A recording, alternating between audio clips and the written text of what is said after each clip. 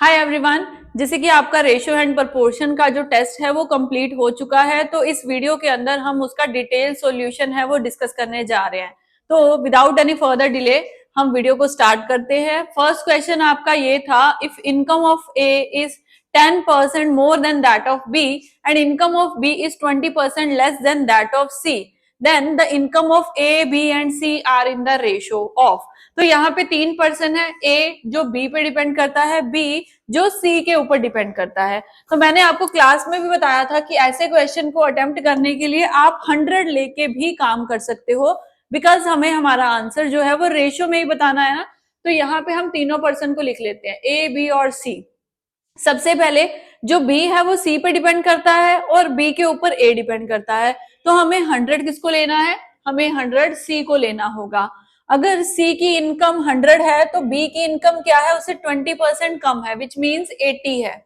और ए की income B से 10% ज्यादा है, सो इट मीन्स 80 के ऊपर आप 110% कैलकुलेट करोगे तो आपका आंसर बनेगा ए की income 88 in the ratio form, right. So अभी ये तीनों आ चुका है और हमें क्या पता करना है, हमें इन तीनों की रेशियो कैलकुलेट करनी है। सो ये कौन से टेबल पे आपको कट होते दिख रही है? तो ये 4 के टेबल पे, ये हो गया 22 पे, ये 20 पे और ये 4 के टेबल पे 25 पे। तो रेशियो क्या बनी आपकी? 22, 20 एंड 25। ये आपको ऑप्शन नंबर बी में मिल चुकी है। सो ये था फर्स्ट क्वेश्चन का डिटेल सॉल्यूशन। अभी चलते हैं हम सेकंड क्वेश्चन के ऊपर। सेकंड क्वेश्चन है, ratio of number of boys and girls in a college, वो है 7:8। अभी आगे बोला, if the percentage increase in the number of boys be 20% and number of girls be 10%, so find the new ratio. अभी देखो पूरा question ratio में है और आपसे ये बोला गया है कि परसेंटेज इंक्रीज करना है इनमें। तो मैंने आपको क्या बोला था कि इस क्वेश्चन में अगर ऐसा आ जाए और रेशो में ही आपको बोला है तो आप 100 के मल्टीपल में काम करने लग जाओ। जैसे कि अगर मैं बोलूं कि नंबर ऑफ बॉयज 7 नहीं, मुझे 700 दिख रहे हैं और गर्ल्स 8 नहीं, 800 दिख रही हैं। अभी आपको क्या करना है, बॉयज को इंक्रीज करना है 20%, यानी कि ये हो जाएगा 120%। अभी भी इसको कैलकुलेट मत करना, आप बीच में लगा दो रेशो, हम कॉमन रेशियो को कैंसिल आउट करेंगे। और दूसरी तरफ गर्ल्स को 10% से इंक्रीज करना है, विच मीन्स 110%। अभी दोनों तरफ आपको क्या देखने को मिल रहा है, एक 100 यहाँ है, एक 100 यहाँ है, दोनों तरफ से कैंसिल हो गया, कॉमन है ना। ऐसे ही यहाँ पे 2 जीरोस और यहाँ पे 2 जीरोस, ये कैंसिल हो गई और 1 जीरो और 1 जीरो यहाँ से कैंसिल हो गई। और क्या कट कर सकते हो यहाँ पे, तो आप 8 और 12 की कटिंग कर सकते हो 4 के टेबल पे। तो ये हो गया हमारा 3 और 2। बचा क्या है मेरे पास, 7 इंटू 3 21 और यहाँ पे 2 इंटू 11 22। तो हमारा जो इंक्रीज होने बाद बॉयज और गर्ल्स की जो रेशियो निकल के आती है that will be 21:22। Option number D में ये आपकी ऑप्शन पड़ी है। सो इसका correct answer option D. So done. अब ऐसे ही थर्ड क्वेश्चन को भी आप कर सकते हो, if A exceeds B by 40% and B is less than that by 20% by C. अब ये सेम क्वेश्चन फर्स्ट की तरह से हो गया, ए बी के ऊपर डिपेंड है, बी सी के ऊपर डिपेंड है, तो आप 100 लेके काम करोगे यहाँ पे भी। तो चलो हम रेशियो फॉर्म कर लेते हैं। तो अभी पहले बोलते हैं कि b is less than c by 20%। अगर c मेरा 100 है तो b उससे 20% कम है, मतलब 80 हो गया। अभी a एक्सीड करता है b से 40%, यानी कि 80 के ऊपर आप 40% की बजाय 140% करोगे, क्योंकि एक्सीड है ज्यादा होना, मोर होना। सो यहाँ पे अगर हम कैलकुलेट कर ले तो हमारे पास निकल के आता है, ये पीछे आपका 32 और ये आगे 11 आ गया, तो 112 ये निकल आया। अभी ए बी सी निकल आया, बट आपको रेशियो किस किस की पता करनी है, ए और सी की। सो स्पेशली आपको सिर्फ और सिर्फ ए और सी को रख के उनकी कटिंग करनी होगी।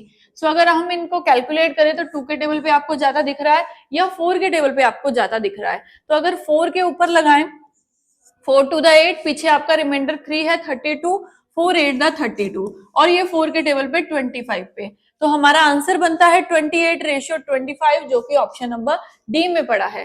देखो सी में 25 28 भी पड़ा है, बट एग्जैक्टली वैसे ही आंसर करना जैसे उन्होंने डिमांड करी है। तो ए रेशियो सी हमारा 28:25 बनता है। अभी हम चलते हैं हमारे नेक्स्ट क्वेश्चन के ऊपर। नेक्स्ट क्वेश्चन क्या था, अगर x और y की रेशियो आपके पास है तो इस इक्वेशन को आपको सॉल्व करना होगा। ये भी मैंने क्लास में आपको फर्स्ट टाइप में करवाया था कि अगर रेशो में आपको दी गई है x और y की वैल्यू, तो जस्ट x और y में उस वैल्यूज को पुट कर दो। आप ये मत बोलो कि ये रेशो में है, आप ऐसे ही देखो कि x का नंबर है 7 और y का नंबर है 3।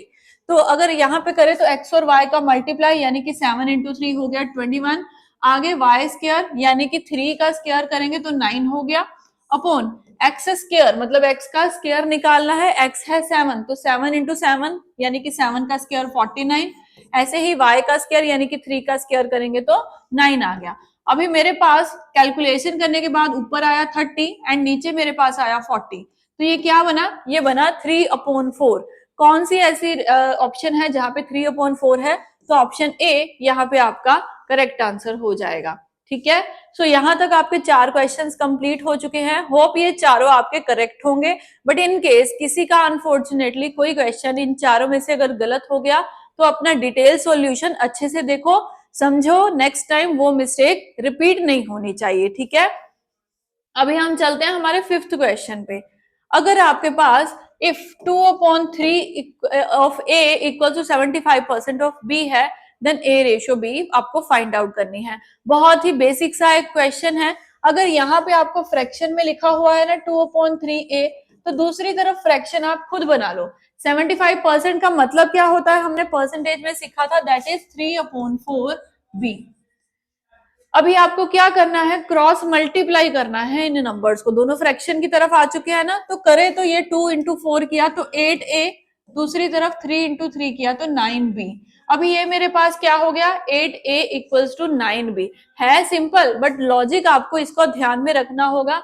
अगर ऐसा कुछ नंबर निकल आए तो उसको हम रेशियो में कैसे रख सकते हैं, जस्ट नंबर को आपको उल्टाना होगा, यानी कि 8 a के साथ है तो 8 नंबर b को दे दोगे, 9 बी के साथ है तो 9 नंबर ए को दे दोगे। तो यहाँ आपका करेक्ट आंसर बना ऑप्शन नंबर बी, 9/9/8। ठीक है, तो इसका करेक्ट आंसर आप ऐसे फाइंड आउट करोगे। अभी चलते हैं हमारे 6th क्वेश्चन के ऊपर। 6th वन में क्या है, आपके पास एक अमाउंट है 720 जो आपको डिवाइड करनी है among 2 men, 5 women and boys. Some boys are there, so that the shares of a man, a woman and a boy are in the ratio 3:2:1. How much does each boy get? So इस question में आपको क्या बोला जा रहा है कि अगर 720 रुपए इन सब में डिस्ट्रीब्यूट करे गए तो इनके जो शेयर बनते हैं हर बंदे के, वो बनते हैं 3, 2 और 1। मतलब मैन को मिलेगा 3 का शेयर, एक मैन को, अ मैन लिखा हुआ है, और एक विमेन को मिलेगा 2 का शेयर और एक बॉय को मिलेगा 1 का शेयर। तो यहाँ पे आप देखो इन तीनों का प्लस कितना बनता है, रेशियो का प्लस बनता है 6, राइट। तो रेशियो का प्लस अगर 6 है तो वो 720 के इक्वल होगा, यानी कि मेरी एक की वैल्यू कितनी निकल आएगी, तो वो निकल के आएगी 120।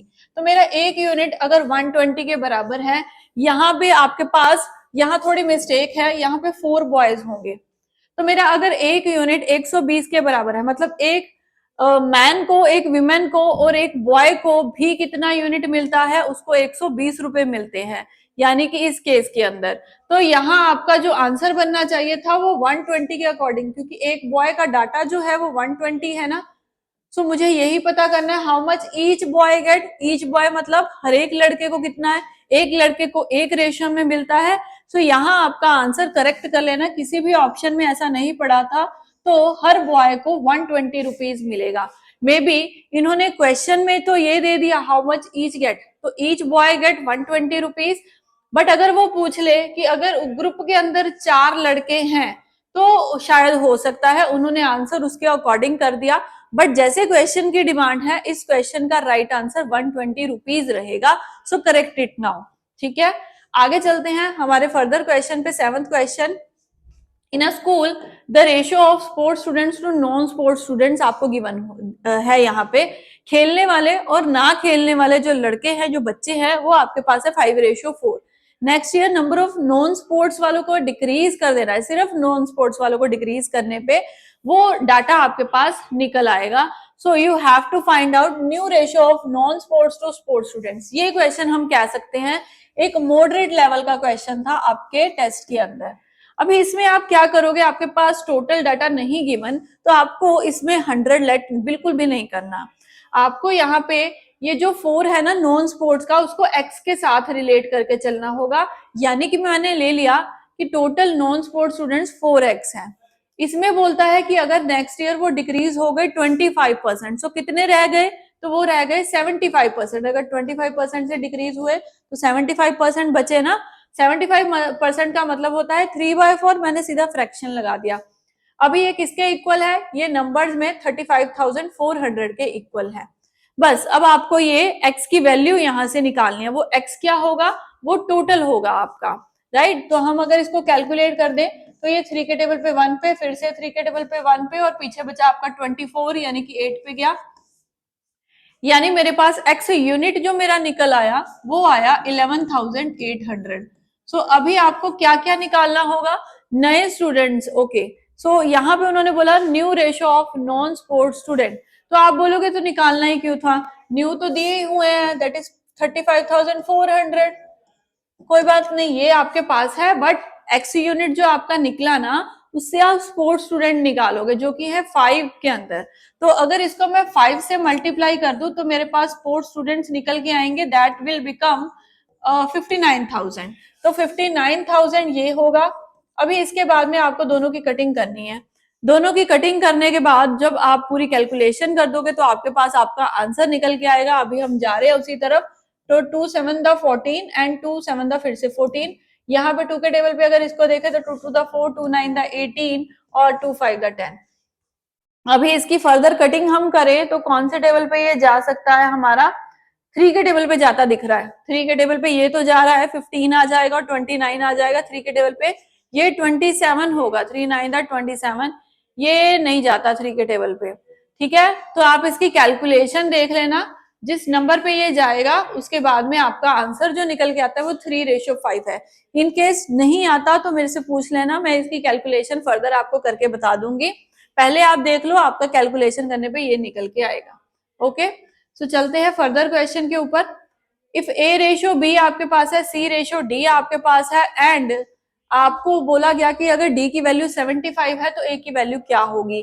फर्स्ट स्टेप यहाँ पे आपको क्या दिख रहा है कि आपको कॉमन रेशियो निकालनी होगी इन चारों की। तो वो अगर निकाल लें तो A/B है 1:2, B/C है आगे, तो दैट इज 3:4, एंड आगे C/D है, दैट इज 8:9। कुछ ऐसा है ना। मैंने आपको कॉमन रेशियो का टॉपिक करवाया था, वहां बोला था कि अगर 4% भी आ जाए तो आपको सिर्फ ब्लैंक्स फिल करनी है। तो ब्लैंक के साथ जो नंबर है वही वहां पे फिल कर देना है। तो यहाँ पे मैंने 2 लगा दिया, यहाँ 4 और 3, यहाँ पे आपके नंबर हो गए 8। अभी क्या करना होगा, तो आपको चारों का निकालने की कोई जरूरत नहीं है, डी निकालो और ए निकालो, बिकॉज इंफॉर्मेशन इनसे रिलेटेड है। तो अगर डी को निकालें तो 2 4 द 8, 8 9 द 72। ओके, तो यहाँ पे गड़बड़ है इस क्वेश्चन के अंदर। क्वेश्चन में गड़बड़ है, मैं आपको इसके अकॉर्डिंग आंसर बताऊंगी। जो हमने किया है वो बिल्कुल सही जा रहा है। एक बारी मैं ये चेक कर लू, यहाँ बिल्कुल सही है, हाँ सही है, हमारा किया हुआ कंसेप्ट सही है। यहाँ पे वैल्यू गलत है, हम उसको फिल करके आंसर निकाल सकते हैं। तो 8 3 24, यहाँ पे 24 होगा, और एज पर दिस यहाँ पे जो वैल्यू होनी चाहिए वो 72 होनी चाहिए, और यहाँ पे जो आपकी वैल्यू होगी वो 24 होगी। सो इस क्वेश्चन को आप करेक्ट कर लेना, जिनका आंसर मैं आपको ये टेस्ट में बता चुकी हूँ कि डी की वैल्यू यहाँ पे 72 थी, है ना। मैंने टेस्ट में आपको बताया था कि डी की वैल्यू 72 है। 72 के अकॉर्डिंग आपका यहाँ पे भी आंसर क्या बनता है, 24 बनता है। एक यूनिट एक के ही बराबर आ गया ना। तो आपका करेक्ट आंसर ऑप्शन ए में बताया गया था कि 24 है। So mark your answer as a option. ठीक है, okay, so let's move to the next one. अगर A/B आपके पास है, B/C, फिर से सेम क्वेश्चन है, यहाँ पे 5% हो गए, तो आपको A+B D+E सॉल्व करना है। ये आप कर लोगे अब, तो यहाँ पे आपका correct answer option number C निकल के आता है। तो ये क्वेश्चन मैं नहीं सॉल्व करवा रही हूँ, आपका हो जाएगा। कॉमन रेशियो निकालो पांचों की, उसके बाद में A और B को प्लस कर दो एक तरफ, और दूसरी तरफ D और E को प्लस कर दो। ठीक है, सो चलते हैं नेक्स्ट क्वेश्चन पे। If 2 numbers are in this ratio and if 9 is added to each number, then the new ratio will become 8:11. So find the smallest number. अभी ये कंसेप्ट आ गया कि जब आपके पास क्वेश्चन में दो रेशियोज हैं, एक है 5:8 एंड दूसरी वाली है 8:11, तो कॉमन डिफरेंस निकाले तो ऊपर तो आ रहा है 3, नीचे से भी 3 आ रहा है, कॉमन डिफरेंस है ही कॉमन। तो अभी नेक्स्ट स्टेप क्या होता है, यहां से आपको गैप लेना है, तो वो गैप आया 3।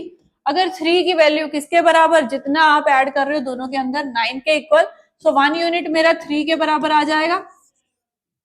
सो अगर मेरा एक यूनिट 3 के बराबर है, मुझे क्या पता करना है, स्मॉलेस्ट नंबर, तो आप क्या करोगे, 5 इंटू 3 करोगे। सो यहाँ पे जब आपने 5 इंटू 3 किया, आपके पास नंबर निकल के आया सी ऑप्शन, दैट इज 15। सो यहाँ करेक्ट आंसर 15 था आपका, राइट। सो चलते हैं नेक्स्ट क्वेश्चन पे, 11th वन। अब द सम ऑफ 3 नंबर्स आपके पास है and ratio of first to second and second to third आपके पास है, तो सेकंड नंबर आपको फाइंड आउट करना है। ऐसे केस में जस्ट अ सेकंड, इसको थोड़ा सा नीचे ले आते हैं। यस, अभी आपको अच्छे से दिख रहा होगा क्वेश्चन। हाँ जी, सो इस केस में आपके पास क्या था, कॉमन रेशियो निकालने का पॉइंट है, तो पहली रेशियो है 2:3 एंड सेकंड रेशियो है 5:8। तो यहाँ 3 और यहाँ पे आपका 5 आ गया। कॉमन रेशियो निकाले तो ये 10 और ये 15 और ये 24 हो गया। अभी उन्होंने बोला कि इन तीनों का जो सम है, तो हम क्या करते हैं, हम रेशियो के सम के बराबर रखते हैं उसको। तो रेशियो का प्लस यहाँ पे आपके पास आ रहा है 49। अगर 49 की वैल्यू 735 के इक्वल, तो आपको सेकंड नंबर पता करना होगा।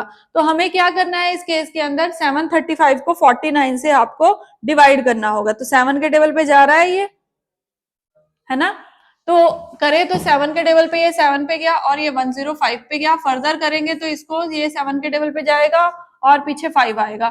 तो मेरा एक यूनिट 15 के बराबर, आपका भी आ गया होगा 1 यूनिट 15 के इक्वल। अभी मुझे सेकंड नंबर फाइंड आउट करना है, तो सेकंड नंबर कौन है, ये मेरा 15। सो मैं कलर चेंज करके आपको बता देती हूँ कि 15 को हम 15 से ही मल्टीप्लाई करेंगे, सो राइट आंसर बनेगा 225, जो कि ऑप्शन नंबर डी में था हमारा, ठीक है। Okay, so next question, ratio of number of students in A, B and C is given here. If number of students in each school increase by some percentages, so find the new ratio. ये question भी बिल्कुल पिछले वालों से ही related है। क्या करना था इसमें काम कि 5 अगर नंबर है, 500 ले लो, 5 ले लो, अब आप समझ चुके हो, इसको 130% से इंक्रीज करें, एंड जो सेकेंड नंबर है 6, इसको 125% से इंक्रीज करें, एंड जो नेक्स्ट नंबर है दैट इज 8, इसको 125 से फर्दर इंक्रीज करें, तो आपकी नई रेशियो क्या बनेगी इस केस के अंदर। तो तीनों में 100 100 100 कॉमन है, तो कैंसिल होगा। कौन से नंबर कैंसिल होंगे, जो सेम टेबल पे जा रहे हैं। सो ये 5 के टेबल पे हम कट कर ले, तो 5 to the 10, 5 6 जा, ये 5 to the 10 और ये 25 पे और ये भी 25 पे। फर्दर कुछ और देखे तो 5 के टेबल पे 25 कट रहा है 5 पे, और यहाँ से भी 5 पे कट रहा है। अभी कुछ और हो तो नीचे लिख लेते हैं एक बारी, 26, यहाँ है 6 into 5 30, यहाँ है 8 into 5 40। अभी हम तीनों की कटिंग करें तो 2 के टेबल पे ये 13, ये 15 और ये 20 आएगा आपका। तो 13, 15 एंड 20, ऑप्शन बी यहाँ पे आपका करेक्ट आंसर होगा, ठीक है। चलिए अभी चलते हैं नेक्स्ट क्वेश्चन पे। If the income of A is 10% more than that of B and B is less than that of C, then आपको तीनों की रेशियो निकालनी है। ये क्वेश्चन मेरे को लगता है रिपीट हुआ है 10% to 20%। तो जैसे फर्स्ट क्वेश्चन था, सेम यही क्वेश्चन है। यहाँ पे आप C को 100 लेके अपना काम कर सकते हो। A की इनकम B से ज्यादा है, B की इनकम C से कम है, तो 100 लेके आप कैलकुलेट करोगे तो ऑप्शन A यहाँ पे करेक्ट आंसर होगा। आगे क्या है, find the 3 numbers that is in the ratio of 3, 1 and 2 so that sum of their squares is equal to 224। इस क्वेश्चन को करने के दो मेथड हैं, या तो आप सबका स्क्वायर करके उसके बराबर रखो या फिर बाय ऑप्शन चले जाओ। मैं दोनों मेथड क्लास में करवा रही हूँ यहाँ पे भी। तो सबसे पहली बात मैं यहाँ से ही कर रही हूँ कि 3 का स्क्वायर किया तो 9, 1 का स्क्वायर किया 1, 2 का स्क्वायर किया 4। अब ये मैंने स्क्वायर कर दिया ऑलरेडी, तो यहाँ पे इन तीनों का प्लस करें तो कितना होगा, वो होगा 14। अगर वो सम ऑफ स्क्वायर्स के बराबर है, यानी कि 14 की वैल्यू 224 के इक्वल है, हम कटिंग कर दे तो 2 के टेबल पे 7 पे 2 के क्या 7 के ऊपर जा रहा है, तो 7 पे ही कर देते हैं। तो यहाँ पे आपका 14 हो गया, तो ये 2 पे जाएगा और ये 23 और ये आपका 2 हो गया, तो 1 यूनिट मेरा 16 के बराबर है। बट यहाँ पे आपको ध्यान क्या रखना है, सम ऑफ स्क्वायर्स क्या है ना, तो 1 स्क्वायर की वैल्यू आपकी 16 आएगी, तो मेरा 1 यूनिट 4 के बराबर होना चाहिए। मैंने क्लास में ये पॉइंट बहुत ही अच्छे से आपको क्लियर किया था। सो अगर मेरा 1 यूनिट 4 के बराबर है, मुझे पता क्या करना है, तीनों नंबर्स, तो 4 into 3 12, 1 into 4 4 एंड 2 into 4 किया तो 8, तो नंबर बने 12, 4 और 8, जो कि पड़ा है ऑप्शन नंबर ए के अंदर। 12, 4 और 8 है, 12, 8 और 4 बिल्कुल गलत है, ये ऑप्शन मत कर देना। सो ऑब्जर्वेशन पावर और फोकस बहुत जरूरी है, क्योंकि कई बार ऑप्शंस भी वहां पे आपको कंफ्यूज कर देती हैं, राइट। सो अगर आप ऐसे जाते हो तो आप अटेम्प्ट कर सकते हो, अदरवाइज बाय ऑप्शन चले जाओ। जैसे कि पहली ऑप्शन है 12 का स्क्वायर करोगे तो 144, 4 का स्क्वायर करोगे 16, 8 का स्क्वायर करोगे 64, और इन तीनों को अगर प्लस करोगे तो 224 आना चाहिए। अगर वो आता है तो वो वाली ऑप्शन करेक्ट है। बट पॉइंट हियर इज कि अगर मैं सेकंड ऑप्शन के साथ भी पिक करूं ना तो भी मेरा आंसर सेम 224 आएगा। नंबर्स इधर उधर किए हैं तो आपको रेशियो को भी साथ में रखना ही होगा यहाँ पे, ठीक है। समझ में आया? इसी के साथ चलते हैं नेक्स्ट क्वेश्चन पे। Two numbers are 20% 50% more than the third number, so find the ratio of first two numbers. अभी यहाँ पे ये बोला कि दोनों नंबर सी से रिलेटेड है, बट रेशियो आपको ए और बी की फाइंड आउट करनी है। तो कैसे करोगे? मैं तीनों नंबर्स यहाँ लिख दूं ए, बी और सी। अगर मैंने सी को 100 ले लिया, लेट कर लिया, तो ए उससे 20% ज्यादा यानी कि 120, बी उससे 50% ज्यादा यानी कि 150 आ गया। अब आपको पहले दो नंबर्स की रेशियो निकालनी है, यानी कि 120 रेशियो 150, और जब आपने इसको कैलकुलेट करा तो 3 4 था, 3 5 था, तो 4 रेशियो 5, ऑप्शन बी यहाँ पे आपका करेक्ट आंसर रहेगी। So done. इसके आगे हम 16th क्वेश्चन देखते हैं। हमारे दो क्वेश्चंस रह चुके हैं, ठीक है। वीडियो के एंड तक बने रहो, अपने क्वेश्चन सॉल्व करते रहो। कोई भी ऐसा नहीं होना चाहिए जो बीच में लेथार्गिक हो गया, उसकी एनर्जी डाउन होगी।